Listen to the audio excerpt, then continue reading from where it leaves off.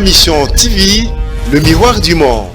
Bon week-end chez vous, bienvenue sur Ma Mission TV, le miroir du monde. Et cette émission Allo Congo, émission où Sungaka Bakongolais et Belé Penza tout sur la Makambamboka, tout Pesarabino, merci pour la confiance, merci pour la fidélité. Et Kota la Télélo avec Ma Mission TV, 108 000 abonnés grâce à vous, grâce à votre fidélité. Tokoki Kozonga toujours pour la Pesabino, merci. Na plateau Nabiso à Ma Mission TV, Bolobi, Maman Bibi Salamoke équilibre, aux jeux Biso Bandekwa Idopes, aux jeux Biso Bandekwa la Moka, cette fois-ci, je la Biso de Komoko. O azali na ngambo FCC o akomeka kotalisa pe na ngambo na bango bazali ko réagir ndenge nini vis-à-vis ya makambo nyonso o ezali bongo koleka na mboka. Alors to meka bongo kosolola lelo to koyamba pona bino ndeko Chiba Serge o azali moko ya bandeko ya PPRD azali cadre ya PPRD pe communicateur ya FCC PPRD azana biso na pisembote. Ndeko Chiba, Boni. Très bien, Dieu fait grâce. Na Tondi Botondi, c'est pour la première fois dans Ma Mission TV. Oui. Chaîne Yamonene. Merci. Je tiens sincèrement à vous féliciter. Merci. Et je remercie abonné Nabiso et à Ma Mission TV parce que on a compris que deux fois, quand nous passons aussi dans l'émission Moussous, il est Kara et il nous envoie quand même des messages, des suggestions par rapport à tout ce que nous faisons comme travail.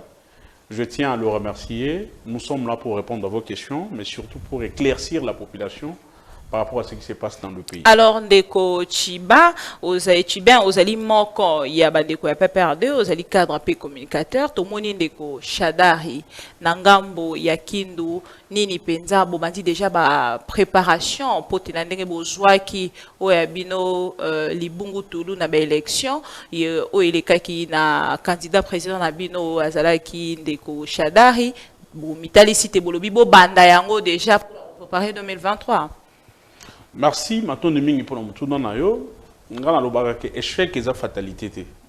Mutu soki ozwana no kute o koyana noté na vie c'est que ozalo nano ne bandeli ya vie. Mutu pose maturité, ozwa expérience, ozwa une longueur d'avance sur la faisabilité de certaines choses dans la vie. Il faut que tu en aies un coup, il faut que tu en aies un échec. Ça te permet de faire un examen de conscience, ça te permet de réajuster les tirs. Par rapport à ce que tu fais, nous avons échoué aux élections, chapeau bas. En tant que démocrate, nous avons accepté le résultat. Donc, il y a une procédure constitutionnelle pour contester les résultats et puis confirmés par la Cour constitutionnelle. Nous sommes là, nous sommes en train de diriger avec nos frères de l'UDPS dans la coalition. Mais nous sommes un parti, le PPRD est un grand parti, la première force politique de notre pays. 2023, c'est loin, mais ce n'est pas aussi très loin.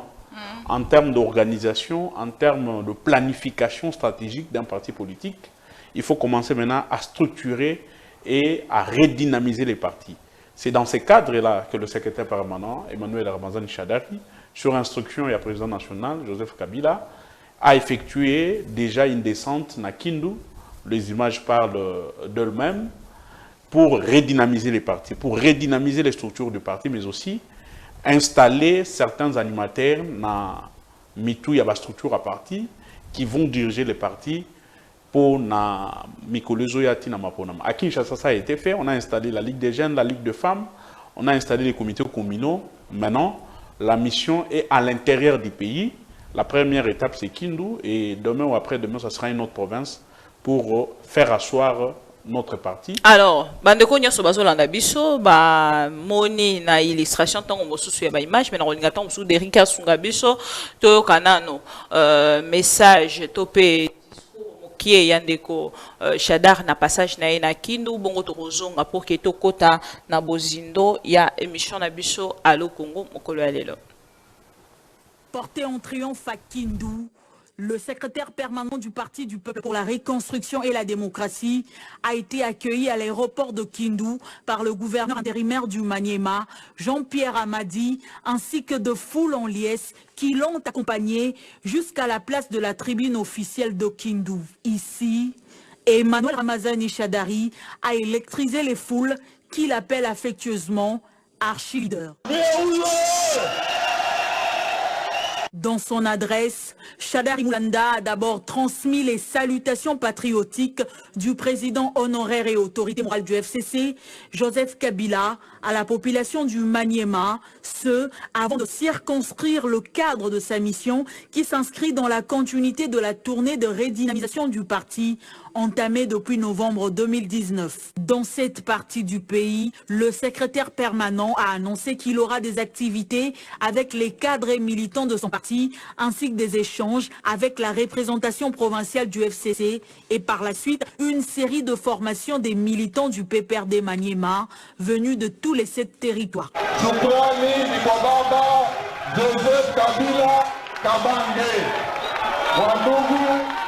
Si ebati ya manema tuko na bahati ya kupendewa na kama Joseph Kabila Kabange. Vu les enjeux politiques de l'heure dans cette province caractérisée par l'instabilité entre les institutions provinciales, comme notable du coin, Shadari Moulanda, qui appelle à la cohésion, échangera également avec les forces vives du Maniema.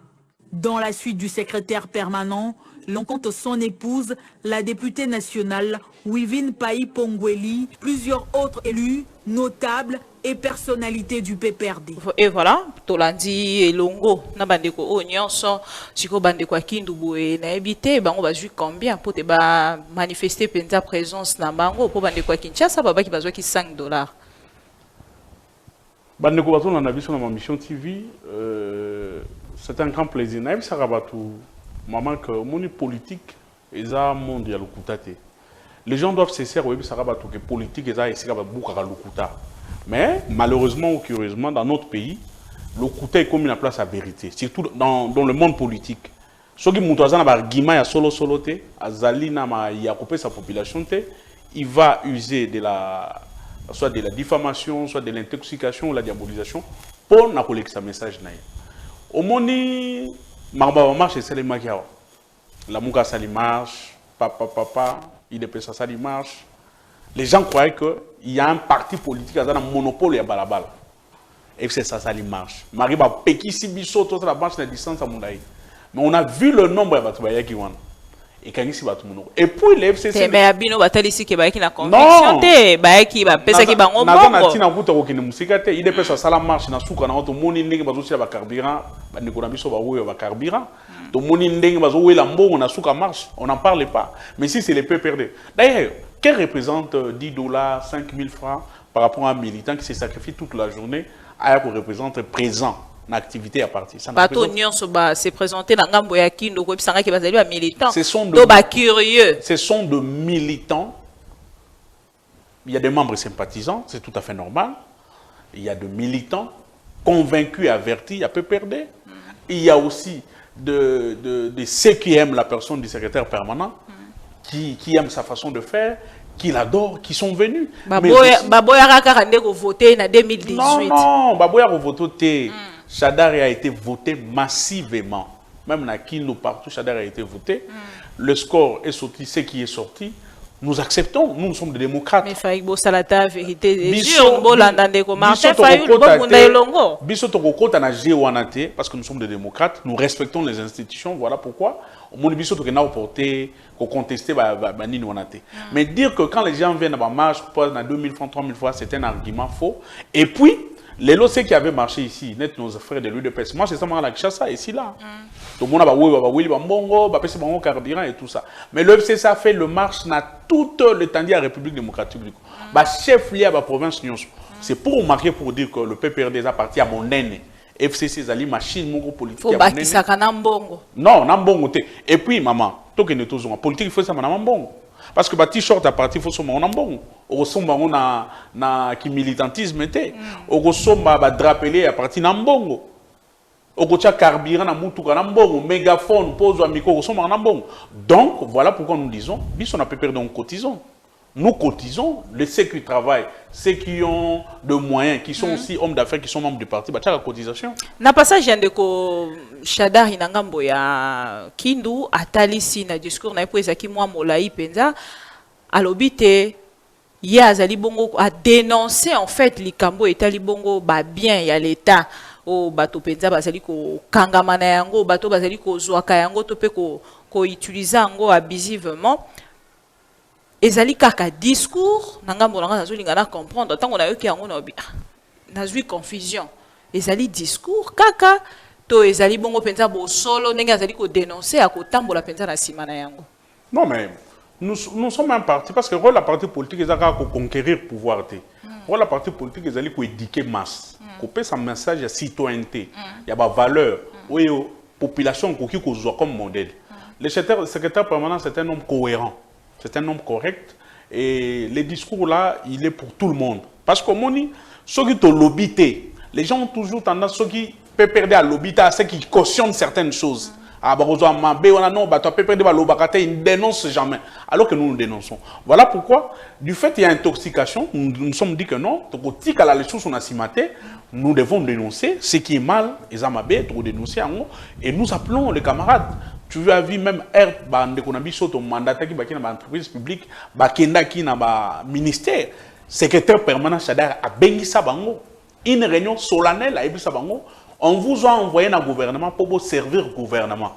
Oh, il y a un l'État. Oh, il y a aussi un parti qui a désavoué, qui a démissionné dans la disposition de la justice. Donc, c'est quelque chose qu'il avait déjà mis en tête. Il y a des militants, des combattants, il y a Bisso, il y a au gouvernement, des mandataires publics. Et c'est sur cette même lancée, à continuer à payer ça là. Parce que nous sommes censés être des modèles. Nous sommes la première force politique du pays.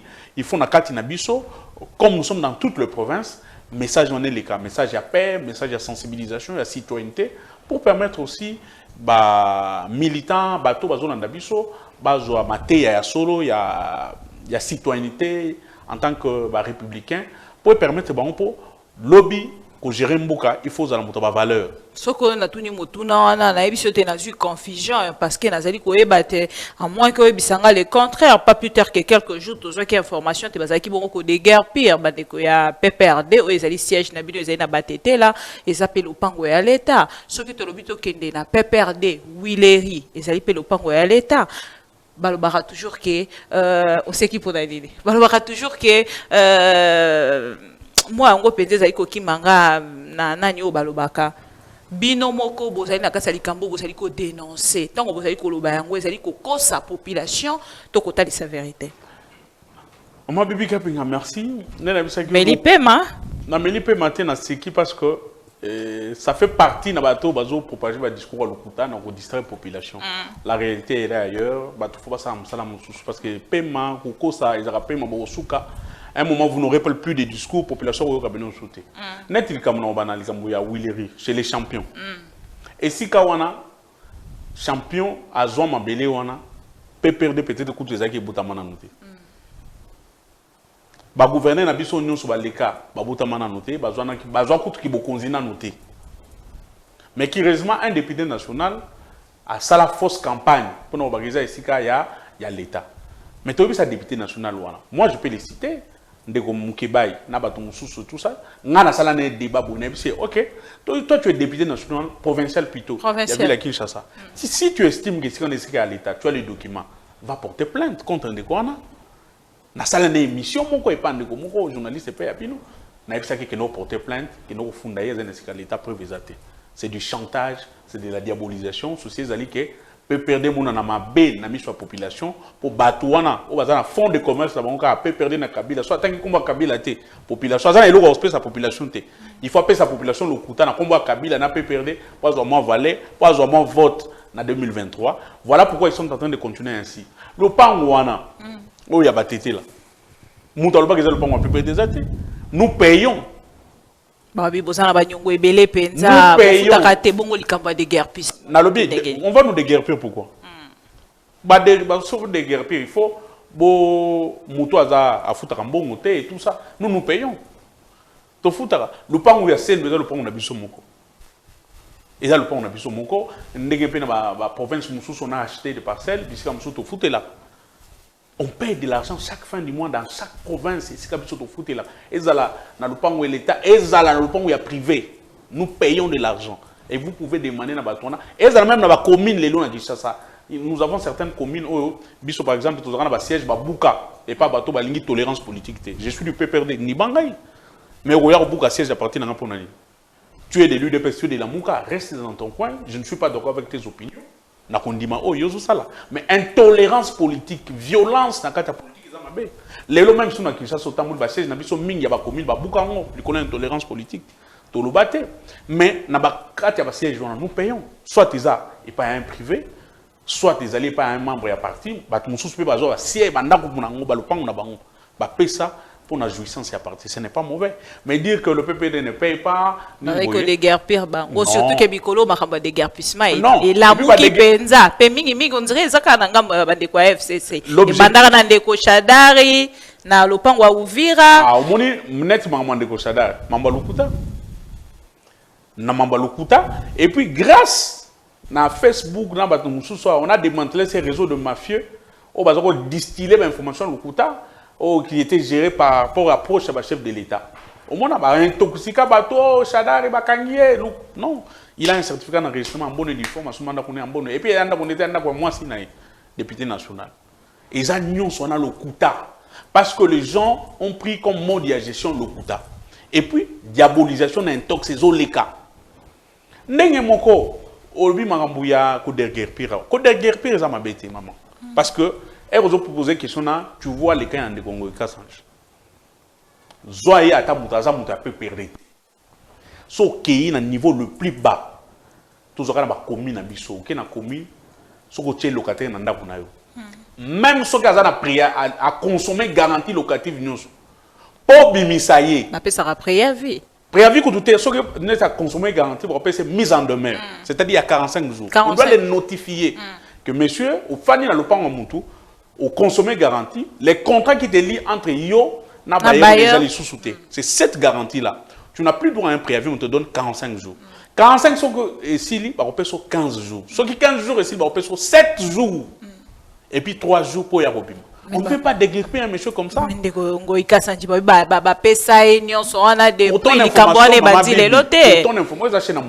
ton information, parce que l'administration, c'est les écrits. Ils ont maloubaté. Ça n'a jamais été notifié par écrit. Que lobby, soit opération mise en demeure et ça les maté. Et ça les maté. L'administration a maloubaté. On doit vous notifier par écrit. Non, Azan Sentinelle, c'est un sénateur, un ancien gouverneur, nous pas on les a sécurisés. Azan sécurité, Azan on a Sentinelle, la Sentinelle là, quand il vient, il n'a jamais réussi ça. L'objectif c'était comme Ngoïka Sange et en avant-plan pour nous défendre le PPRD dans Kabila, on doit les ridiculiser dans Miswabatou. Et puis regarde, le pan où on est en concession, et ça le pan Ngoïka Sange, le pan où il y a gouverneur à banque. Le D, ce qui nous parle, on a des a Gabriel Mokia. Mokia, au biso, tout ça, c'est parce qu'il a tenu des propos injurieux face à une communauté. Il y a en les qualifiant dans le terme de Malamuté. Et même pas excuse d'un appel ça que nous ne sommes pas d'accord. Et nous pensons que c'est aussi une occasion pour toi parce que vous achetez dans mon nez. Sa chef de l'État doit faire très attention. Entourage naïe, bazo induire dans ma baie, qu'on qualifie comme s'ils ont un problème entre Yen et Batobandoun. Et cette manière de faire les choses, ils ont même un tribal. Batobandoun, ils n'ont pas un problème avec lui. Il a gagné l'élection, oui. Peut-être qu'il fallait qu'il n'a pas gagné l'élection et du Bandundu et de l'opposition. Et qui n'a eu l'opposition, mais tous les gens du Bandundu n'ont pas un problème avec lui. Qui a représenté, pardon. C'est ça que je dis. Mais ce qu'on l'a dit vidéo en Moukia, Maya Lubaki, tu vas pleurer. Et c'est regrettable pour un cadre à la politique. Pour tenir des propos injurieux comme ça, comment un discours haineux, comment un cadre, quelqu'un qui fut d'ailleurs candidat président de la République, je comprends pourquoi on va voir ceux qui 1000 voix, ceux qui 11 000 voix. Parce que nous pensons que Mouton a une valeur qui peut incarner pour la population. Donc, l'objectif c'était de nuire à Ngoïka Sange. Qui n'est rien. On a déguerpi Ngoïka Sanji, on n'a pas déguerpi le gouverneur de la banque. Alors qu'il devait être notifié pour la même concession le même jour. Mais ça les maté. Ni des choses qui n'ont pas été ceux qui li cambo tant monsieur Talindengue tout ça comme on a koboto là ouais c'est lié à l'état to li cambo moko komi libino bandi ko FCC vous allez toujours ko benga yango acharnement vous allez ko benga yango humiliation na ngambo na bino pourquoi beaucoup benga yango état des droits Sali topé lobby. Non, maman Bibi. Une très belle question, je te remercie d'abord. Et puis, c'est la confusion. Moutou a même une notion d'état des droits dans beaucoup de ces Kabila. Je vais te dire pourquoi. Quand vous parlez de l'état des droits, on fait appel à un texte. Et le premier texte d'un pays, c'est la Constitution. Quand on parle d'une nation démocratique ou d'un état démocratique, on fait appel à Yamibeko. Sauf que Yamibeko, la loi fondamentale, ezali nini Constitution. Moto oya nyokwamaki pour ça la campagne. Moto oya nyokwamaki pour sensibiliser la population ne le koya pona pour nous autobenga référendum pour battre ma Constitution c'est Kabila. Donc c'est lui qui nous amène dans un état de droit. Mais pourquoi les lobos comme Koué la yango? C'est un rappel. Parce que les IDPS, ils ont floué la population comme si état de droit, ils avaient une notion de bango. C'est eux qui ont apporté ça, non. On a des éclaircissements. C'est un bien commun. Constitution, ils sont de défendre. Tant qu'ils sont de défendre la Constitution, IDPS, ça va balabal. Bazo boumba policier, bazo tumba bato. Mais la Constitution, c'est un bien commun. Il y a biso nyonso. Mais et puis si biso te que biso o to zakata ngwana peut-être dans Jean-Pierre Bemba to menaka campagne ya pona pour que ba pona Constitution to le bakililo nous avons mouillé les bagnots avec Kabila en tête na ko sillonner Congo mobile. Tant que biso to la campagne de la Constitution il peut ça le baki Constitution za ba paya ya ba belligérant Constitution et le Constitution comme il est état de droit est comme il est. Et puis je vais dire état de droit est à la notion de façade d'été. C'est-à-dire est à la état de droit à double vitesse té. Na s'appelle la Bibika piquante fona kangai. Même si motif ya ko kangai ezalité. Même si infraction fona kangelaye ezalité. On invente une infraction. État de droit est à la notion de consommation populaire té. Pour qu'en 2023 et comme un discours alors que na kati nango eza creux eza vide. Je peux te donner des cas ébélés. Mais n'attends la bino ceux qui n'ont pas dit qu'on prôner, ndenge bozali ko loba, bozali ko brandir que état de droit et saline de ko Kabila nde abanda yango n'attends la bino tant moso tout monde na automoni nande ko Félix Antoine Tshisekedi. Lelo ndenge tozali ko mona te moto azali pena na sommet moto penza azali mokonzi pemeni yande ko Antoine Félix Antoine Tshisekedi directeur ya cabinet ya chef de l'État ngambo makala pe mokonzi ya OVD ngambo makala bakonzi ebele penza. On a obéi les tickets. Ici, va libérer. Si on a repéré ce exemple, maman Bibi pour une réaction qui est état des droits, état de droit à Sony, il y a l'Okuta. Merci beaucoup. L'état des droits suppose le respect des textes. Directeur et cabinet chef de l'État, pour un programme, il y a 100 jours à chef de l'État. Quand vous prenez la Constitution, qui est la loi fondamentale, qui donne les socles et l'organisation politique à Moukanabisu, un programme du gouvernement doit être porté par un premier ministre. Un programme du gouvernement ne peut pas être géré dans le cabinet chef de l'État. Entorse à Liboso, l'état des droits en Wana. Chef de l'État a violé la Constitution. Donc, on a l'état des droits. Ce que vous allez vous parler, il est déjà. A violé la Constitution, a sali programme naïe, a géré un cabinet, bakei. Qui sa programme on a limité. Alors qu'un programme du gouvernement doit être présenté dans l'Assemblée nationale devant les élus du peuple. Entorse. État des droits au Lubana et Lukuta. Directeur des cabinets aux commissaires Bakangaki parce que Boyazali Lelo Kobaye il y a état des droits. Ba Mekaki ba Bete Tonga mais Simbité il a ici Buzoba Nyonso il y a bateau baza permis chef de l'État ba un chef de l'État n'est rien. Bazo nommé chef de l'État joue ordonnance normale les directeurs des cabinets. Mais curieusement, l'ordonnance normale les directeurs des cabinets est contre-signée par le directeur des cabinets. Ils ont été Bibika chef de président de la République. Ils ont nommé contre-signé l'ordonnance. Lacune juridique. Alors que le chef de l'État a entouré soi-disant le directeur des cabinets, le professeur d'université. Ils ont sonné. Ils ont une notion de violation. Il y a la constitution à niveau ébélé. Selon des Kochibin. Selon Mibeko, les textes à constitution, parce que la télévision est en haut. La constitution. Constitution et lobby. Il y a un chef de l'État. On a donné la collaboration au Premier ministre. Le Premier ministre a une institution, c'est lui le patron et l'exécutif. Quand vous voulez nommer, par exemple, les mandataires publics, dans le domaine de l'armée, ces dossiers doivent passer en Conseil des ministres. Parce que Conseil des ministres soit validé. chef premier ministre a contresigné Makambouana, pour nommer. Comme chef de l'État, Azali, redevable était devant le Parlement. C'est lui qui endosse la responsabilité de la nomination à chef de l'État, et le premier ministre. Il y a un chef de l'État qui a nommé un mandataire, ceux qui ont nommé chef de l'État, il y a un premier ministre.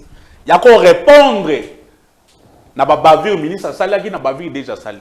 Mais curieusement, les chefs de l'État nomment Pépé et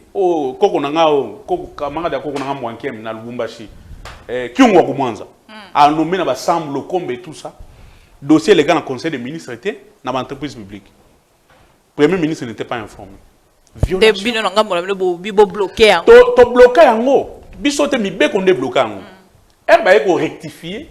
Nous va notifier batouana. Donc aujourd'hui les gens ont comme l'impression que l'état des droits, l'état de droit, il y a consommation populaire, il y a double vitesse. Et comme une notion sélective parce que c'est peli singa ni na salle. Et puis c'est tout à fait normal quand un directeur de cabinet. Parce que le directeur de cabinet a géré le programme Oyo et violé la Constitution.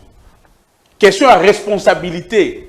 Il faut répondre devant justice. Il faut pas qu'un directeur de cabinet. Et puis le directeur de cabinet a lobby. Moi, j'ai posé des actes sur instruction à chef de l'État. Voilà pourquoi certaines personnes congolaises qui ont poussé des réflexions plus loin que le chef de l'État devait être mis en accusation. Mais en gobino bokeimba moko diembela on a peut-être kota karamba mona likamba mise en accusation tozongeli yango déjà mois 2 mois 3 fois na koloba na yo ndebino bolobite bo diembela na likambo wana lokola na ngambo na bino esimbite ndeko Théodore abimi lokola pion ndeko Martin Fayulu sangana na bino nde bolingi bongo botalisa na mokili mobimba te président de la République et faki bongo ba mettre ya en accusation en haute trahison. Maman Bibi Kapinga, je te dis ici que acte nion sur chef de l'État za ozwa biso en tant que partenaire nous c'est non tata mokonzi ozana libungi zonga na nzela ba yokela biso te ceux qui to lobby non FCC jalo bazo bloquer chef de l'État na peso ba ka ebele je peux encore ajouter ba bimisi mbongo plus de 400 millions il y a réserve d'échange à banque centrale. Cette somme d'argent devait nous servir na ba ka net ya lelo ba Covid et tout ça pour l'équilibre macroéconomique, mais aussi pour garder l'inflation. Inflation, stabilité à monnaie. Bon, on a des servir les lots, vous avez la guerre, vous avez la bitumba. On a bougé l'obégi, les miliciens à côté de côté. Donc, comment on a bougé cet argent. Bon, on a fait un programme à 100 jours. Directeur de cabinet, quand on a la prison, on a 5 ministres des Finances, bimisa bon, de mouton. Mais ministre FCC. Dans ma papier, dans l'exécution en bon, j'ai déjà donné 60% en bon pour l'évolution de la mais parce que travail sur des montées évolué, comment dois-je encore sortir de l'argent pour Babengi, ministre des Finances, Azarogé, Azoboké, programme chef de l'État. Alors, ma maison préfabriquée n'a pas déjà en bon. Comment dois-je encore ajouter de l'argent? Et surtout que nous sommes en déficit en mobilisation de la recette. Nous dépensons plus que par rapport au Ebiso Tozo Kotissa. Ça crée un équilibre sur le plan financier. Faites très attention à la dépense de ça là-bas. Qu'il a été. Directeur de cabinet, les gars, dans le top Congo, Aluba. Le ministre est venu pour nous recadrer. Et certains économistes, c'est Moussou Zoné de la prof Moulumba. Les gars, pour nous recadrer, ce que vous faites là n'est pas bon. Yokate. À la lieu où nous continuons l'inflation, Yokate. Maintenant, quand ça ne marche pas, c'est le FCC. Alors que le FCC avertit en amont que ce que vous faites, vous êtes dans des faussetés, ça risque de conduire l'État dans Mbokao. Et tous ont ce accusation. Ndeko Théodore, c'est un Congolais. Martin Fayulu, c'est un Congolais. Yo noza Congolaise, Bibi Kapi. Tu es libre pour constater que le ministre Assali Bavi, le chef de l'État, a vu la Constitution. Et ça, c'est ce que le bien au FCC. Mais pourquoi Bazo Tanga Mingi, FCC Nassima, Yamakambo? Bazo Tanga FCC parce que les gens sont en cours d'argument. Là, je cite M. Kabounde Kabouya. Moni, je vais dire aux gens, moi, mon grand-père, fut cofondateur à UDPS. Vincent Mouankiem Nyoralem. Cofondateur à UDPS, Koko Tshisekedi, depuis à son âme, Bakibasa, Nabatumusus. L'IDPS, il y a tant de wana. Il y a qui UDPS, il y a Bato, Mayele, il y a Boania. C'était de la réflexion, la crème. Mais l'IDPS d'aujourd'hui, il y a un déficit entre le cadre, ceux qui jouent le parti et la base. Niveau, ils ont ma capacité. Bon, comme niveau, ils ont ma capacité, il faut beaucoup sa population. Comment quelqu'un peut faire une déclaration? Un citoyen qui est libre. Nego Kabou, il y en a Kabou, il va aller dire non, FCC, c'est pas bon, comme il va aller à FCC. Est-ce que Ezana Moutazali allié il y a FCC na partenaire à Kabila net Félix Tshisekedi? Tant mosusu bolingi bozo traité bango eloko za tant mosusu ko déranger bango biso ou bien le Kabuya a dit clairement que azo sala zoua on moni soko lingi mwasi et alingi suso pesa ta mwasi mususu mbotete ato ozo tala mwasi bibi kapingana ya chesuki bona ozo tala zoua kaka. Bon, ça arrive, hein. Sauf qu'à discussion dans sens où on peut comprendre. Mais nous disons que Théodore, c'est un Congolais, Fayulu, c'est un Congolais. Bien sûr, tout de nous ça quand même. Mais mettre bino en garde. Batali si bino te tango bino ko sali ko kendaka butu koluka ko sala coalition nande ko Martin Fayulu. Non, je suis en garde. Boye bate bande ko de pes. Babi boye bate bango bazala na peuple. Bino bwana peuple nini. Ya ba wewa. Voilà population non. Je dis à M. Kabuya, dans Kaboun, c'est regrettable. Hein? Ceux qui partis politiques comme ils gèrent dans étudiants ou bien élèves dans un diplôme d'État, ce sont des déclarations comme ça, hein? Épidermiques. Kaboun, à l'obaka awake, Janine Mabouna na Oyonani, Tamboué Mwamba. Bazole a 20 millions de dollars et à Congrès. Babengi Saïe, il y a le premier vice-président de l'Assemblée nationale, il y a qu'à couper sa bicho, des détails, on a tiré l'eau. Après ça, il faut préparer pour nager. Mais il y a un nager. Pour sa première ligne, c'est-à-dire, c'est les mensonges, comme je t'ai dit là. Tout passe par les mensonges. Bisso, nous n'avons aucun accord dans Fayulu. Fayulu n'a jamais été membre du FCC. Fayulu est congolais. Et puis, le FCC n'a jamais eu l'intention, il y a ça, ça congrès pour la mise en accusation au chef de l'État. Ceux qui ont une intention, mais tout ça, on là. Et puis Kaboun, il doit se taire. Kabuya, il doit se taire. À cause de ça, IDP, c'est comme un parti État. Bah, comme ça, drapeau n'a limité. Bah, tu n'as pas battu. N'a l'Ukumbashi n'entre à Tinel. Ceux qui drapeau IDP, Mati, Bino, nous sommes au télé. Il n'en parle pas. Pour un parti présidentiel, les assauts. N'a qu'à Soumbale ça. IDP, c'est Kangaki, base bilan. Ogi base bilan. Bah, Kangi douane. Bah, Tumbi, bah, policier. Bah, Tumbi, tribunal de paix à Kasoumbale ça. Éclaircir balobi bato ya mabende balinga ki baleka na sima wana lokuta wana c'est la bande kwa ido pes mais merci lokuta Kabound na Kabuya monani kaka Kabuya ola fana na été à sa déclaration Ochi Swaka na tiko yeba été il n'a jamais été membre de l'UDPS mais Tshisoka yo kisaki soni un jour après Tshisoka bimisi carte de membre na UDPS abimisi ba photo mususu akangala ba konzi mususu lelo bazo kamamboka tu sois capable de photo pour na Félix Antoine Tshisekedi Tshilombo photo ya kala ya campagne le chef de l'État Kabuya bouche bée la queue dans le pâte Sony à quoi que ce soit et puis tu sois capable de démission tout ce qui fait perdre l'IDPS crédibilité dans le la discipline au sein de l'IDPS n'existe plus. Kabuya fait une déclaration épidermique. Kaboun étudiant ou élève à 6e des humanités, il peut faire une déclaration épidermique. Classe, ça en retardé. Mais ça pose un problème quand vous gérez un parti comme celui-là. Oui, pourquoi on est en président de la République étudiant, hein? Bon, à réviser ma cour, on a erni. À répondre à la question, à bout, on a bouté mon erni. Bon, classe, c'est en retard. Tout ça peut pas dans la 6e des humanités. Donc, nous sommes ministre. À un Tongo, à signer ma signataire et puis après midi à Kenya cours hein à Kemaki. Bon classe c'est en retard. Le loco la attitude FCC cash. Tu reconnais le baquet amour ou mascarade. Amour vrai. Il y a solo. Mais oui. Moi si na mobali so za na ndako. Soki bozo mille lobé la vérité vous n'allez pas avancer. Soit vous faites de l'hypocrisie ou soit vous l'éloignez exact. On est dans le lobby, vous avez une mascarade. Biso dans la mascarade. Biso tous a balié, il y a cash.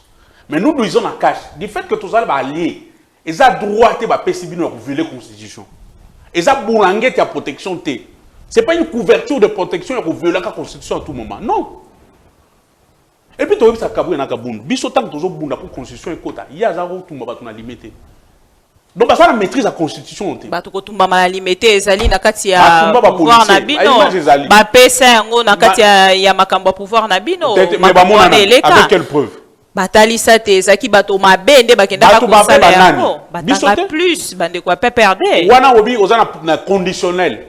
bato mabe mais biso dans ma preuve bato IDPS ba tumba ba siège na biso limité ba tumba ba siège na biso scène nous avons de preuves tangibles et palpables nakati libala bongo boko vanda ndenge nini nini peuple oyo a espéré na nini nakati ya libala oyo peuple souci nezali dollar ikita peuple souci nezali banzele tongam mais nous comprenons aujourd'hui que en lieu et place, bateau bazaba collaborateur, il y a chef de l'État. Parce que c'est lui le garant un bon fonctionnement de l'institution. C'est lui qui donne la vision de la République. On ne va pas passer ma tête à ma lame pour un bon wana, tout changement en boka, bazo distraire. Bon, il est vagabond politique moko, Basile Longo, à Longo FCC, oh non, à comme Luka, comme Tshisekedi dans Moulouba, il y a pas Moulouba, et comme Tchetou Tchetou. Moi, je vais me contacter. Allez, après mon élection en 2023 et 2030. Mais c'est une expérience. Quelle expérience? Dans ceux qui te l'ont dit, les Kabongo, les Kaboteli, le recensement, va identifier Congolais, moi, qu'on a soit identité en tant que Congolais de Kochibin. Bibi Kaping, mon Congo a lobby. Ils ont un bateau, ils ont besoin de bateau bazar. Bazar moins sérieux, na crédibilité. Et ça a besoin de bateau vagabond politique, des personnes versatiles, même sur le plan idéologique. Les longs, la commis président, les Congo de demain n'a pas besoin de Basile, n'a pas besoin de Roger Lumbala, n'a pas besoin de Batuneti, Profo Nani, Oazagina Chibal. Chibango, ce sont des vagabonds politiques en quête de positionnement. C'est-à-dire, pour la Bango, il faut bâtir la ministre. Il faut bâtir la vice-ministre. C'est ça dans leur tête. Si vous flattez Félix Tshisekedi na maluba wana ezali pour que Tshisekedi azobango to kene na dialogue wana basé la zone vice-ministre et ministre.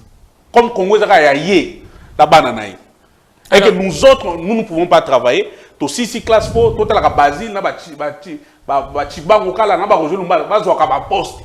Car le dialogue, cette histoire est finie. Nous disons au chef de l'État de faire très attention. Parce que l'opportunité à dialogue est même à 13 parlementaires, c'est versatile. C'est ça. Excusez-moi, Jean-Pierre Bemba, à Longwe, a créé parti naïe. À combien de temps, Fayou, nous attendons l'élection à Zongi Tshisekedi. Loubaya, Claudel Loubaya, alors membre peut perdre, Claudel Loubaya, membre peut perdre. Alongwe ke INC Alongwe a créé parti ne soki IDEA soki ni député yemo. Ozi kulutu nanga papa nanga Lokondo avec beaucoup de respect. Parti politique ne kuna ibaka monter. Tantôt azamuto FCC, tantôt il est dans l'opposition. Oh, azarana bino pe de fond à FCC. Mais yo mona kate. Tantôt Rokao, il est du FCC. Excusez-moi. Tantôt il est de l'opposition. Position naïe toujours ibati. Et ce sont des gens comme ça qui voulaient, oh non, qui veulent que l'élection en 2030 parce qu'eux, ils doivent avoir les postes. Ils doivent s'éterniser au pouvoir pour bisoto faire la non. Il n'y a pas opportunité à dialogue. C'est chef de l'État encore 3 ans pour travailler. Le gouvernement, Bazali a 3 ans pour le bon ministre pour la campagne. Et puis pour l'élection. Ils ont, les chefs de l'État, à l'état, il y a trouvé la solution. Et puis, chef de l'État, on a rappelé, on a violé les élèves, ça m'a fait très mal. Chef de l'État, qui n'a pas déplacé commandement, il y a armée, on a béni, toujours c'est la chef de l'État. État-major, il y a fait des qui n'a béni, n'a ici, jusqu'aujourd'hui rien. Chef de l'État, tant que qui na rupture te na masisité na ici roté. Na kata nzoto na ngana komi yokateni ke nazali chef de l'État. Mbosiko batwazo continuer okufa. Lobi ba militaire kodeko ba koti na bunya. Eloko ya pasi na soni. Ba militaire on a ba violer ba mama ba bombi ba na classe ba kena on sa l'examen d'État. Ba koti na kata bunya, ba encercler prison centrale ya bunya. Mais eloko soni, ba soda na biso bazali, bazo ko beta batona masasi. Ba biba boya ki makila etanga. Makila etanga, tango ba militaire ba bomi. Ba administrateur ba bomi ba na classe wana makila ba congolais tanga kite mais ki wana soki ba kende na ndenge bazala ki boni na force wana bazala ki boni la police ba 100 et quelques 100 et quelques mots la ba policier na ba soda bazala ki boni et puis lelo excusez combien non ba soda bazala munitions te mais to monia assistance à chef de l'État Bali. Bakani, balabala na lé 3 jours. Azobi na mobile na piste. Sécurisé par des gardes républicains, armés jusqu'aux dents. Au bon angoua. Alors que na pays na massis tona a besoin de munitions ba soda. Basaiko sécuriser bango te tolandi pena na ba investigation. Basaiko sécuriser nan. Maman la première dame azala ki wana. Ah, merci. La première dame azala ki wana batonga ko lota kasaka boyete. Il faut voyer na masasi net ba ki bitum. Il faut balata masasi bon net ba ki bitum. Et puis na piste. C'est la présidence quand même. La présidence nanda ko bomayi. Azali na le malakisha ça. Ils a soni. État de droit comme état de droit ya soni. Et comme nous non tant na bisopé. Ah tant na binope bozo ki po tant na bino bosa la règlement des comptes. Si qu'on a likambo oyo etali bongo accusation ndeko accusation l'État ndeko Chiba na ngambo na yo soki obi o pesa moke analyse destitution ndeko Félix Antoine Tshisekedi ezali ko profiter na nani. Et qu'on profite d'un peuple, ceux qui Yerusalem. Ceux qui bateau, parce que jusque-là, il faut dire aussi, c'est une déclaration. Et de côté ils ont fait une déclaration. On n'a aucun projet sur ça. On n'a aussi aucune idée nuisible derrière nos têtes sur ça. Nous avions dénoncé les différentes violations permanentes il y a la Constitution. On n'a jamais pensé à ça. Deuxièmement, opportunité. Session en septembre, la session budgétaire. Pour voter budget, il y a 2021. C'est le seul mois, bien la seule période que la Constitution a donné au gouvernement va présenter le budget dans le monde pour que ça va violer même la Constitution. À quel moment on a placé une idée ou je ne sais pas une proposition ou bien la mise d'accusation au chef de l'État. Mais non. Déjà, il faut aboutir d'un côté. Non. En tant que Congolais, ils sont libres. On a fait battre libre. C'est leur droit le plus légitime. Et aboutir, mais ils sont libres de mener cette démarche. C'est ça aussi la tolérance, c'est ça aussi la démocratie. Moutouazali n'a pas droit, n'a pas devoir. Ils ont liberté n'a pas le plus légitime. Ezali, ils peuvent mener cette démarche.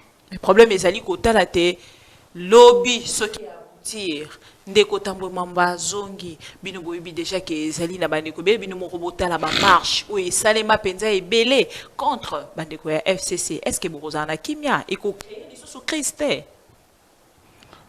Madame Bibi Kapinga, la loi est faite pour être appliquée. Boso bosali mubeko. Ezali pour boto sayango. Ndebo kokota na kati ya démocratie. Ce que boto si mibeko côté, non ça ne sert à rien tout ça la mibeko to vivre na kati ya république bananière. On a une réflexion logique. Maintenant, bateau c'est ma chef de l'État, chef de l'État, qui roule grosse carrosse, c'est tout ça, qui ne réfléchissent pas, qui ne produisent pas en termes d'idées. Mécaniquement, mais pas chef de l'État. Ils doivent se poser, c'est le moment de se poser des questions. Ça permet un chef de l'État parce que est-ce que vous mérité Bissikawana? Maman Bibi. L'ordonnance n'y soit chef de l'État, Félix Antoine Tshilombo Tshisekedi, depuis à Jobo Konzi. Ce que les gens ont formé, ils ont fait fond. Mais on a assistant 20 millions, 27 millions, 40 millions de francs congolais. Bambo, on a parce que voilà, tu vas casser comme malamou, parce que l'équipe sont kitoko, ou bien Bambo, on a parce que Bango faut battre Bongo na Bango en permanence, on a suivi en boka. Batcha maillé les pombo qui les bosso. On se pose des questions. C'est le moment, basta la introspection. Basta la souk bazana nzela malam ba continuer. Mais souk bazana nzela mabe, batika. Parce que cette coalition a un objectif, il y a équilibre politique, mais aussi la stabilité de l'institution. Imaginez dans mon abat musus na séance d'été on a pasteur souk banane, baso finga ka kabila na maman olive. Matin, midi, soir. Pour qui réunir à Kangabon? Magistrat ni n'a pas invitation. Au pasteur, sur Babili, sur Bakumana, naïba, Bakumana Bangot. Mais baso finga kabato FCC. Mosiko, bato on y mettait des dons que à Solon Negin. Ce qui a engagé Maja Lobikabo, Bakanye Mang, Makal. Jean-Jacques Mamba, infraction des député Jean-Jacques Mamba. Yolanda n'est pas capable. C'est un député national. Un député national, premier vice-président, à quoi ici l'honneur, il y a toute une institution. Bah, saigner, collègue n'a saigné, question écrite. Monsieur le premier vice-président, il y a un peu de sango. Il y a un peu de sango. Il y a un peu de sango. Bon, les cas qui n'a pas pour te boire atteindre. Mais maman, Azali député national, vous avez pour nani. Vous avez collègue de quoi Martin Fayoulou pour atteindre. Biso, net biso, tous a majoritaire dans l'Assemblée nationale. Fabriqué, fabriqué, tous a une élection artificielle. Wana selon Kabund na Kabuya. Togo zela bango 2023 toujours nonga na bango. Togo ta pe bazo majorité fabriquée. Pour la majorité na net siko bango bazo la Chadel Azala Maniema, il fait un travail. Il est en train de former les témoins. On forme les cadres du parti. Oh bako même parti en 2023, ali de personnes d'or. Bazo créer ba milice na Kingabo. Oka kiamote. Balobi ezali pe nangambo na bino. Lokuta monene. Ezali ba responsable ya ba milice wana parce que bino à tout moment bolingi ko déstabiliser bande kwa Bibi Kapinga lokuta monene. Nazo pe soka ba fait parce que les faits sont têtus. Nakoma yango. Fait ya liboso milice na bebe yango soki garder de la paix pour le pouvoir de Félix Antoine Tshilombo Tshisekedi. Bosco biso FCC to la milice to pe songo garder de la paix. Ya pouvoir à Félix Ponani. Premier fait. Deuxième fait, et si vous avez la milice ou un service de sécurité, pendant des mois, ils ne sont pas intervenus. Surtout quand on compte des vice-premiers ministres, quand on compte, je les cite. Magamo ya sécurité, obéi magamo ya sécurité la ville de Kinshasa. C'est son travail, mais il ne dit rien. Mais ce que comme Mambo Zando, où la compétence n'a été mbang à quel quota. Parce que ça a intérêt à Libanais Mogoboui. Au moment où ça Sony. On tue les gens. Sécurité, amour est menacée. Quand on est là, bras croisés. Ce qui m'a dit, Ngobila, il y a un Sazando à côté. Mais il y a Sony, Ngobila, il y a un Sazando. Il y a un Gibala. Il y a un Sony. L'obé goza la Gambela. Il y a un Sazando Moussous. Les Kino vont comprendre, ah, Mouto a induisé avec son erreur. Et les familles libanais qui s'accrochaient, n'a vice-premier ministre, à Sony. Parce que, bon, on a Wenzi, parce qu'on a sauté. Les administrateurs, on a déjà en télévision, on a Wenzi. Non, on a attaqué ça. Mais bawenzi yango pe bazali ko bongisa ndeko Chibin ko ebisanga quand même les contraires te bato bazali ko kota te oh basali na wileri bato bazali ko kende kuna te. Du fait intoxication, il y a un monsieur dans autant comme on a Guilain Kofo, soi-disant syndicat ba vendeur qui défend les vendeurs kaka en réalité à défendre bangote. Je te donne d'autres faits madame parce que moi je n'aime pas faire politique à Lokuta. Monsieur Hassan ou à dossier Zandouana. A signé un contrat na gouvernement Kimbuta Koutoute Kimbembe. Bah si c'est contrat oui, bah si c'est contrat il y a 25 ans. Contrat wana soko ngo za kinini. Ndeko wana ba PC gestion Zandu pour ya tonga Zandu ya sika, un marché moderne. À l'échéance il y a 25 ans, marché moderne wana ndé patrimoine ko zonga na ville ya Kinshasa. Ezana tiyo za na lupangu, mais ça vide. Obedela manda ko ya mabe. Tokuta ni na mutu moko boya Bibi Kapinga yo za mbongo tonganda ko ba immeuble awa jouir dans pendant 10 ans. Ceux qui disaient koki na la ba immeuble. Parce que ça lupango nanga. C'était comme ça. Atonga to atongate. Atongate, Zando asika tongate. Zando ndaka Zando mbuta tikela biso. Plus grave, Zando ndaka kina ba marbre, asa na longola ba marbre wana. Acha ba carreaux zo glisser. Zando courant za la raté, moi ils a raté. Les toilettes n'existent pas. Plus grave, Mundele wana atonga ba toilette ba faux septique. Dans le magasin, l'icolo ba faux septique. Ce qui moule beti na Zando, Bibi Kapinga na yebi olingi propriété au côté de Zando te. Combien de personnes sont mortes na Zando wana l'icolo salité na ba infection. Mais pourquoi il salamaki? Yango des maintenant, Jean qui munda confusion. Jean qui munda lobi monsieur yo sina déjà contrat. On sait déjà sur 3 ans sur 4 ans, il faut que Zando tonga te, il faut revisiter le contrat. Ne ba salaka avenant. On les contrats il y a 20 ans. Il y a 25 ans, on a 20 ans. Mais pourquoi Salamakate n'a pas 18 ans de Kabila? Merci. Merci Salamate parce que l'icolo a syndicat va vendre Rwanda. Les syndicalistes là bouffent l'argent avec M. Hassan. Il y a pour intoxiquer la population. M. Hassan, au lieu de ton Zando, il y a 104 magasins à Zando, 54 magasins à louer, ça ne pas chinois, indien, congolais, magasins parce que c'est 5 000 $, 3 000 $. Maintenant, il y a des collants de la contrat. C'est ça aussi. Voilà. Quand on a contrat, l'autorité urbaine. On a dit, la pression a été à Kende, tu éviter. Maintenant, quand Ngobila arrive, Ngobila Ben Mundele, il y a 14 ans de contrat. Tu as commis des ans à 15 ans d'exploitation. Il faut revoir le contrat. Entre parenthèses, les dossiers de la Mokola, les autres, car rapport à éclairer peuple congolais. Mais les autres, ça qui est des coachibés, ça dit penza na ba dossier, on a ma boko. Mais na za Kinois, net boy, na ko défendre ville. Il faut na défendre l'intérêt à ville à Kinshasa. Délicat, ma milice, faut plutôt défendre yango. Ma milice, je vais. Lopango wana, ba biesali à ba PPRD. Merci maman Bibi Kapinga. Ah, ma mission TV. Le côté ya ka ebele nzo bukango. Balobi lupango wana ya maman Olive. Kaka ba IDPS. Biso comme toza batoyo, to linga ka bon loba, il faut que ta ba fait. To tindi bato ba cadastre ba faire foncier. Journaliste mo ko pe investigation ko tanga e Israël Mutombo. Akei na ndenge na biso pe to ke ngai na kinaki. To ke zo ba fait lupango wana eza ya maman Olive te. Eza lupango mo ya diocèse ya église catholique. Les faits sont têtus. Le côté à Kabou, il y a Kabou, il y a des maye. Deuxième fait, le pan wana est un dossier catholique. Moutazo Gérango Sango, un ancien prêtre qui travaillerait ou qui travaille d'ailleurs parce qu'il y a un makala sigo dans la maison civile à chef de l'État. Nana Kanaye, papa le chef de l'État, mon seigneur Moulumba, père. Ouais, Tikabiso. Sikoyo, le pan wana est comme FCC Ndini. Au moins il y a traçabilité à faire. Et nous avons des DPS.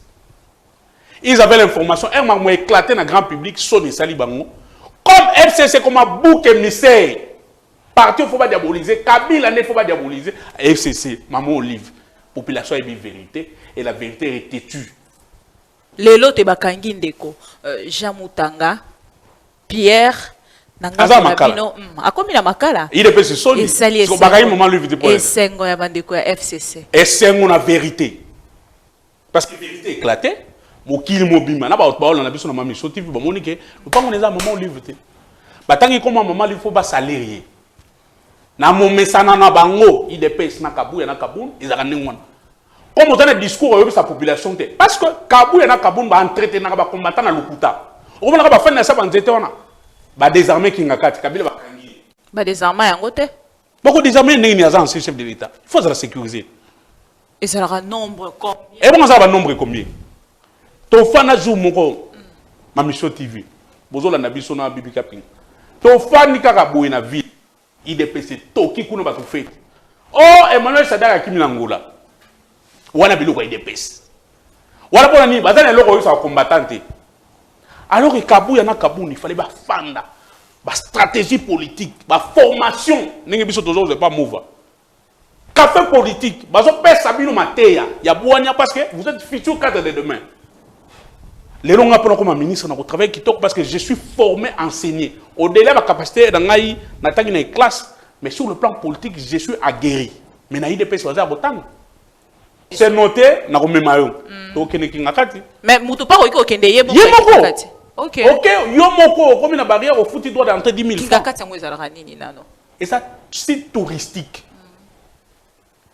Na kati kuna okuta ba plage balobi kuna pe ba milice bazali milice za wapi kuna pe bazo sala déjà ba formation armée na bino ndenge nini bokiti ça Bibi Kapinga sika na ba mindele bato mwendo ba africain bazo ko tala beauté ya Congo milice ngo sala na wapi kinga kata okuta ba ngando okuta ba lion okuta ba nyama o nyonso peut-être oyo kaka utanga na kelasi omona te nde balobi bosilisa zo esila banyama nyonso bakinda na ngambo ya kinga kati Sony soke kuna ba plante nyonso o tozaki nango na jardin botanique ya kinga zamba te kinda na kuna kutu ba ya kinga kati kutu bazala besoin kozwa nzete te uti koto kinga parce que yango mo eza zamba eza zamba naturel mais banyama quand même banyama soke kuna elengi ya vérité za kanini le côté il y a un ascenseur papa chéri donc ascenseur vitesse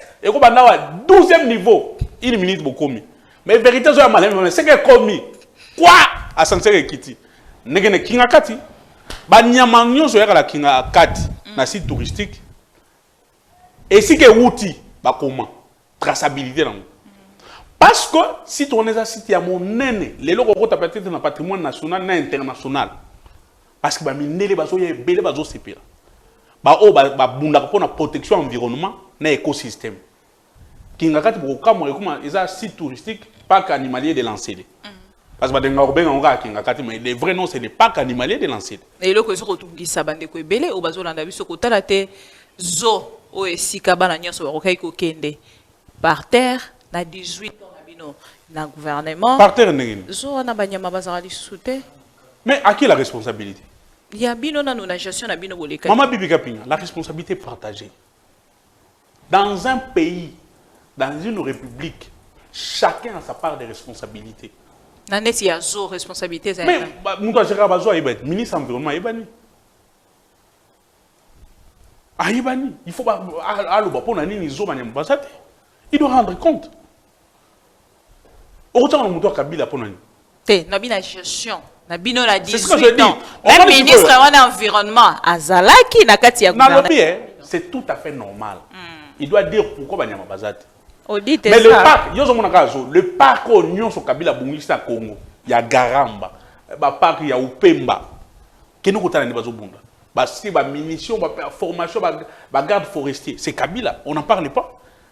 Mais au contraire, ba miner bazo ta le poteau pour la côté ba parc wana. Bino mo ba Congo bozana souci ya ninité ya écosystème té. Bozana souci ya détente té. Détente na bisoka baba. Ça c'est aussi une culture classe, il faut ba professeur batangisa. Il faut ba tu ba comme na souci ya nature. Au moins mutatongi lupango ya munene nzete zate. Ah mais vous vivez comment?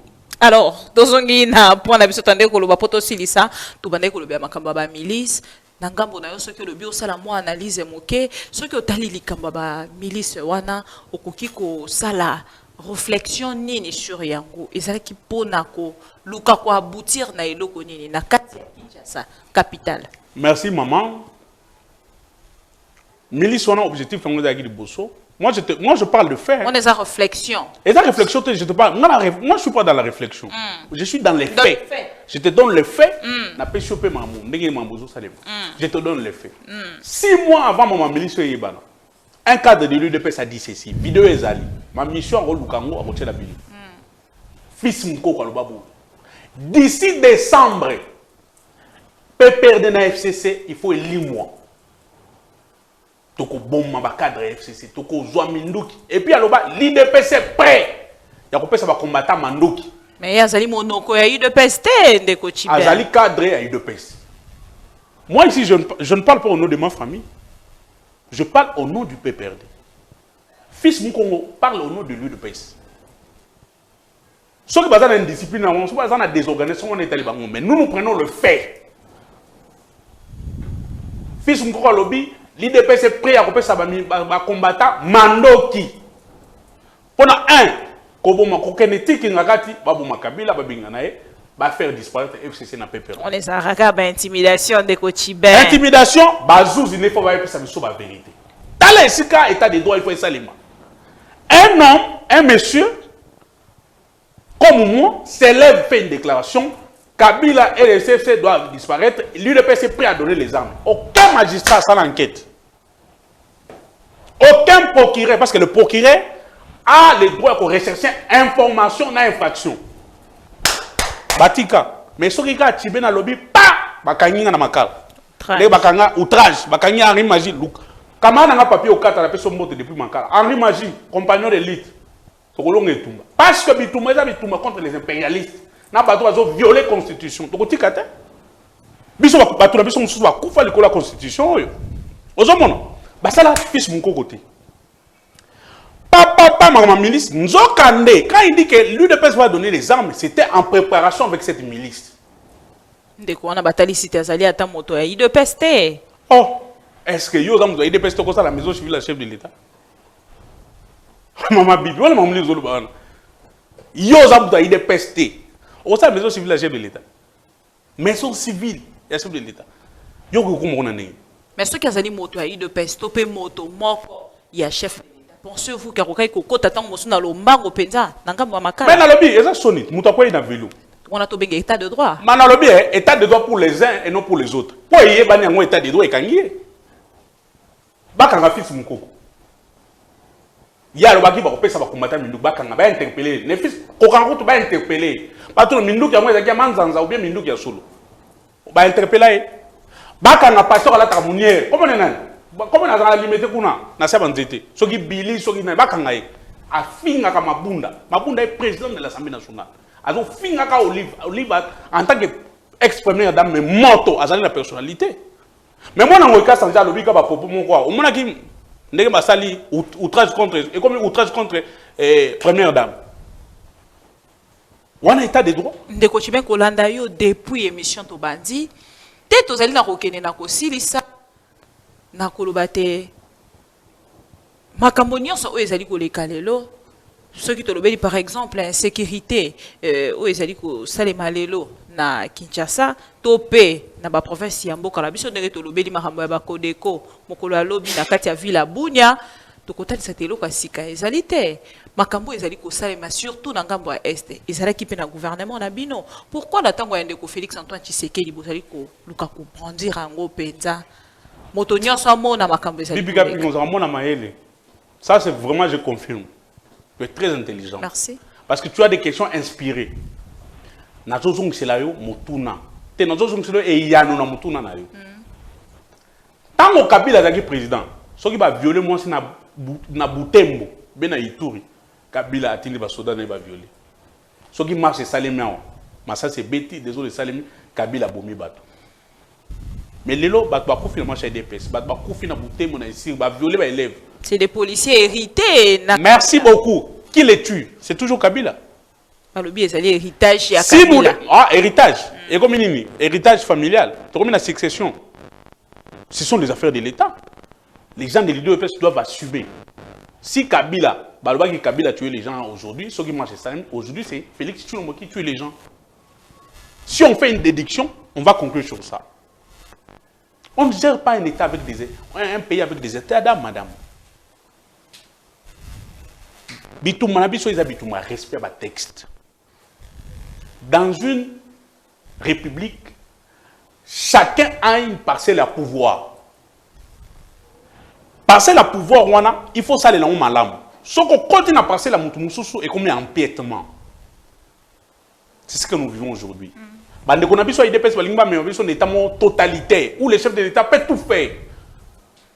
Il est le maître de tout, sauf rien. Il peut signer des ordonnances, il est dans le conseil des ministres, le premier ministre a contre-signé en côté et le coupambo. On a toujours zonga sima sur le plan état des droits, sur le plan et respect du texte. Si on a zongi na mutuna na yo, maman Bibi Kapinga, il n'y a pas une science aussi têtue que l'histoire. L'histoire est kolakabiso nanzoto. Et puis, bateau baza opposant les lots. Moni Félix Tshisekedi Mamounio ça le bas lobby. Les lots, il est dans les faits, dans les actes. Azo kuta nanango. Mais je sais qu'il a le courage de le bangoter les lots. Dans son fort intérieur, soit Fanny la maman Denis, il s'est dit non. Des fois, quand j'étais dans l'opposition, j'avais exagéré dans mes propos. Parce qu'aujourd'hui, il n'a pas une baguette magique. Il se trouve face à un mécanisme. C'est ça un État. Mécanisme avant bon le ministère du budget va planifier finance banque centrale et bimi ce qu'on brisé au qui chaîne wala musu c'est comme détournement va créer ligne à dépense pour ça ma mission TV mbong ce qui peut ça ba kino ba lobby et comme détournement en finance publique mais yo qui pour ça 100 jours bon bima 400 millions 20 millions sans qu'on respecte les chaînes à dépense en urgence en état de droit bon azongi chose ko Kabila, autorité moi la FCC, président national de la PPRD Lelo, chef d'État à lobby, a coûté plus de 175 groupes armés dans l'Est. 175, Maman Bibi Kaping a noté. Plus de 5 rébellions. Kabila longo ki bokonzi. Atika Kikaka, ADF Nalou. Et puis, Kodeko et Zalapeka. Non, neutralisé. Kodeko, il tourne neutralisé. Kodeko e umeli, Kodeko ezalaki bandaki na ndenge eza lelo bango. te Kodeko etikalaki babwatami na zamba même ADF wana bakimaki na kati ya zamba ekomi kaka babimi basali mo bakamo isolé bakimi 175 groupes armés tokutikala ADF nika etikalaki nyonso wana soit badésarma bakota armé soit bakomisa ba parti politique. Ça c'est un homme à féliciter. 4 rébellions, Jean-Pierre Bemba, Roubé Roy, Boussa Niamouis, tout ça, ce sont des rebelles. Kabila les a mis autour d'une table. Lélo, cet homme-là mérite respect, madame. Il mérite respect et honneur. Mais Lélo, les gens s'hasardent, oh Kabila, Kabila. Mais oui. Tout va retomber sur la tête des chefs de l'État. Félix Antoine Tshilombo. Donnez-nous des solutions à problème de la population. Ça tire à l'est. Autour de Bawana Bounia. Les miliciens Kodeko va côté dans cette prison. FARDC la police Na émission tout à l'heure, Boya qui maquillé. C'est un faux débat, madame. Première mission armée, c'est dissuasion. Population congolaise, c'est ça qui ils étaient lourdement armés. Maman Bibi, armée, ils ont une stratégie. Il y a guerre. Armée, ils ont un conseiller en technique de guerre. Ils pouvaient réfléchir comment isoler la population, maîtriser ces gens-là. Mais bango ba viola qui? Maire, il y a ville, il y a Bouni, il y a Talisibiso. Maman, mission à l'Iboso armée, ils allaient dissuasion. Ils allaient négociation. On négocie pas, on dissuasion, il faut frapper, on doit les arrêter. Ce sont des criminels, madame. Ba violer ba nakela si ba na basi. Ba bomi bango, ba kia ça l'examen d'état. Bango ba continue na bouna botiki bango. Bo pesi bango vous mi tout kaya armée, escorter bango na 500 000 $. Sous Kabila, j'ai jamais vu. C'est là où les gens pleurent Kabila aujourd'hui. Nanya le biazolé la Ah, bah c'est Kabila Ozonga, bah c'est même na Est Kuna. Si c'était Kabila, on devait arrêter ces gens-là. Et puis, et si on a ce que c'est, il y a une contradiction, une ambiguïté à ma casse. Batapu di de Congo va sali marche va beti ba masasi ta ta ta ta ba kufi. Mais Kodeko batiki bango. J'ai donc à celle qui marche moko na batuna ye pour mon bagatanga ta ta ta ta masasi. Mang ba kufi. Mais Kodeko ba batele bango ponani. Qui tombe qui? Qui tombe qui? Tokomila suka. Bagé kolongola mon antenne. Question mark. Ah, bagé kolongola mon antenne. On a tiré. Est-ce qu'il n'y avait pas la population? Madame, il y a des faits. Moi, je parle des faits. Moi, on a ma campagne. On a tiré, madame. Il fallait les tuer. Ce sont des criminels, madame. Devant les criminels, on ne négocie pas. On trouve des solutions sur le champ. On a sécurisé la population, mais neutraliser ces criminels. Mais quand les criminels, les disciples, ils vont en prison. Les violets, les bango. Et puis, non, vous cachez sur la mémoire de Lumumba et de Kabila. De quel Kabila? Kabila, père et fils. Ah. Parce qu'ils sont un. Quand vous voyez le père, vous voyez le fils. Tout ici pour la lélo de Kochibe, de Kwebele Penza, Balandu à travers ma mission TV. Bapesi o merci kota la penza o leki mokolo ya liboso mais ala mokolo ya sukate. C'est un plaisir sauf que au moni biso ba politique ils ont ça la patient.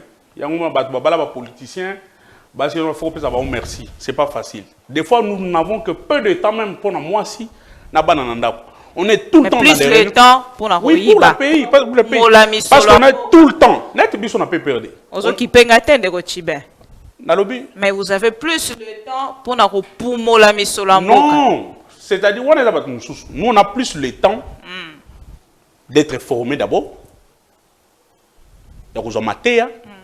On a plus de temps, il y a la recherche. On a plus de temps, il y a les cassico pour nous payer sa matière. Prochainement, tu vas la penza na kati ya débat na ndeko moko na kati ya émission sur Allo Congo version débat. Prochainement, tu vas programmer. Mais sango to suipe, il y a gouverneur, il y a Congo central, Zalibongo Kokota, Nangambo, il y a IDPS et Pesibino Pepasi. Kota la Kobungisa, moto ya ndengwana na kati ya PPRD. Azaki est belé pour Nabino, hein? Madame, n'a pas si maman Olive Lembe, merci. Cette dame, nous avons fait battre là. Et puis, na vie, sur le bali, moi, ça m'a l'âme. Cette dame-là, moi, si on a, elle va t'accompagner toute ta vie. Et puis, à ça, là, va révélation. Petit, quand maman Olive na kimia. Nazo personne réponse à la question. Maman Olive. Azalaka politicienne. Té, aza politicien, aza côté à papa. Donc, de temps en temps, papa yo kakaye.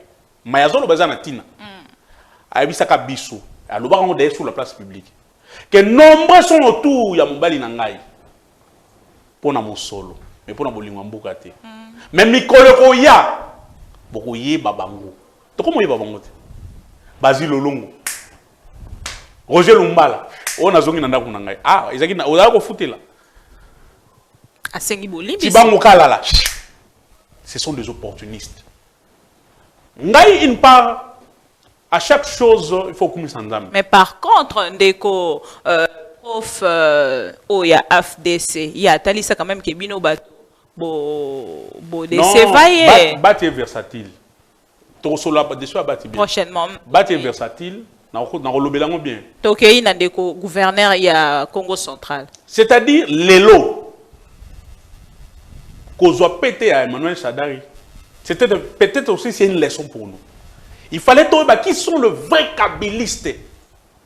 Les kabylistes permanents, convaincus, avertis. Il fallait trouver. Parce que là, tout le monde qui peut avoir un bongo. Azo salama bevi a PPRD. Pour avoir un bongo akima. Les autres ils bango. Dès 2023 maman bibi. Ba musu soit aucun. Parce qu'ils étaient venus pour l'argent, mbongo bazwa qui. Et c'est koki bakini. Bati que la biso PPRD, bati que la biso Kabila. Parce que biso dans la Kabila pour nos makanisi. On a un souci, une passion en Congo. Et nous sommes passionnés du Congo. Et nous espérons que le Congo de demain va changer. Va changer avec des hommes intègres et constants. Je m'assume. Vous pensez que l'obi bozo ngali sous na pouvoir bo kambamboka? Le but d'un parti politique, c'est de conquérir le pouvoir. Nous avons perdu le pouvoir via les élections. Nous allons récupérer le pouvoir via les élections. Et il faut s'assumer. Au lieu de moi, c'est un mouille honnête bibika pinga. Linga et bongo. Ils ont choisi na yo. Muta forcer yo azati. Ce qui veut moi si moi ça permet oh t'es la boye. Aza souke belé la mukuse. Non, monsieur, c'est de l'aventure. Vous êtes une aventure de mauvais goût. Il faut s'assumer dans la vie. Mandeko nyoso bazotala osokuba lobi yo je ozali kokumisa Joseph Kabila. Nazo komisa je parle de fait. Ozali kotombola Joseph Kabila. Madame, conviction na yo ezali fondée na nini? Na idéologie. Na passion en Congo. C'est-à-dire, il faut comprendre. Nous devons avoir une cause commune. Cause commune, l'objet commun, c'est une passion à Congo. On ne peut pas diverger sur la question en Congo, madame. Donc, c'est ça l'esprit qui doit animer les Congolais. La passion du Congo, il faut la bien commune à mission. Moi bi ke bato ebele to yambaka na plateau na biso soki to yambi bango bazali tant mosusu na ba parti mosusu to pe ba congolais mosusu bazali kota na biso bato isaka te balobi bandeko ya PPRD ba interpellaka plus jeunesse ya PPRD balobi bozali kotika plus ba kolo o basali pendant 18 ans kaka bango nde bazali kozonga pourquoi pas bino pe lobi bokamba bozaka mayele te ah tout ça mayele oyaminga lilote. Mais bino bozo kambate pour non, c'est-à-dire madame pourquoi kaka choix dans un parti structuré organisé makambo kina na lolenge ya logique Joseph Kabila président national du PPRD compte sur la jeunesse. D'ailleurs hymne ya parti na biso lobi PPRD parti de la jeunesse et puis deuxième paragraphe parti de tous les âges. Mais en avant en amont partie de la jeunesse. On a la forme, mais la forme. La forme, mais Papi Pongoulouaba, il est vice-ministre. Combien de pourcents? Non, allons mollo. Il est vice-ministre, il est jeune. Vous regardez qu'à patience. Moussa Mondo, vice-ministre des Oudon Kabir, il est jeune. Je peux te citer ainsi. Bah, mandataire public, il est jeune. Nous sommes les seuls partis, madame. Joseph Kabila, Patrick Tanga, aujourd'hui conseiller principal du Premier ministre, jeune. Beaucoup mieux à peine dans la négociation. Non, il y a Pourcentage aux autres CP, Patrick Kanabekunda, jeune. Pourcentage L'autre est qui conseiller chef de l'État. Armand Yav, qui peut conseiller chef de l'État. Aujourd'hui, parmi les conseillers à Félix Tshilombo Tshisekedi, qui sont ces jeunes? Dans le chef de l'État. Tu aussi ici pour aller là. Tu peux merci. Merci, mais tu as un rappel national. Rappel national. Tata mon conseiller Félix Antoine Tshisekedi. Ce que au Tigali na distraction, le temps n'est pas avec nous, il faut travailler. Élection en 2023. Sur l'élection en 2023, tu vas trahir la mémoire de ton père et la mémoire de Yakumba. Deuxièmement, tu avais promis aux Congolais au se sentir chef de l'État, ce qui guerre ici dans l'Est, toujours il a aussi sa guerre. Et puis toujours il a déplacé état-major, commandement à FARDC et qu'il n'est pas ici. Dans ce qui va. Bon, dis Makapé, toi. Dès Félix Antoine Tshisekedi a promis ta gratuité, tout le monde a yango. Gratuité, na misala na yango. Bibika pinga. Gratuité. Merci beaucoup. Dans la continuité, Félix Antoine Tshisekedi a continué. Même il y a bateau qui chef d'État n'est pas donc lobby, ceux qui ont un problème dans la banque mondiale, na FMI.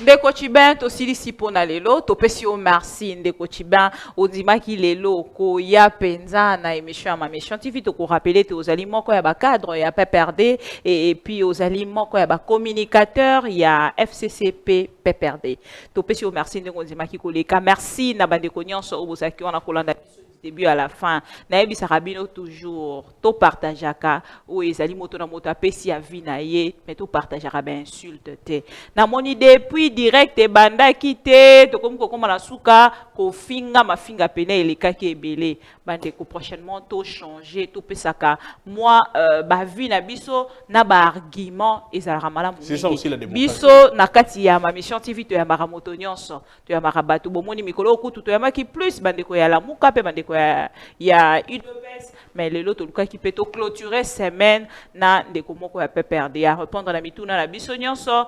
et binope bozui biano tango mosusu mituna o botiki na ba message to kozonga balasima na ndeko ya na bandeko ya FCC tango mosusu ekozala ndeko Chiben to pe bandeko mosusu merci na bino ndenge bozala ki branché na ma mission TV. Merci à l'équipe technique, merci à Eric Loukeba na caméra en même temps machine, merci à Volding Gitouka à l'assistance, merci aussi à notre rédacteur Patrick Kitoko. Tokutani balasima pour na actualité mosusu, mais entre-temps portez-vous bien. Bon week-end.